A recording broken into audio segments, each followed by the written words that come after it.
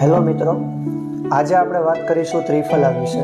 ત્રિફલા આયુર્વેદની એક એવી ઔષધિ છે જેને ઉત્તમ રસાયણ માનવામાં આવ્યું છે.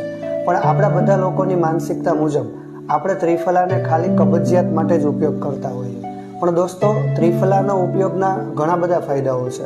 જેમાં સૌથી પહેલાં, જો તમે સવારે ત્રિફલા લેવામાં આવે છે તો એ તમારા બોડીની કાયા પલટ કરી નાખે છે. જેમ કે જો તમે 1 વર્ષ સુધી ડેઇલી ત્રિફલાનું સેવન તમે કરો છો તો તમારા બોડીને સંપૂર્ણ ડિટોક્સ કરવાનું કામ કરે છે.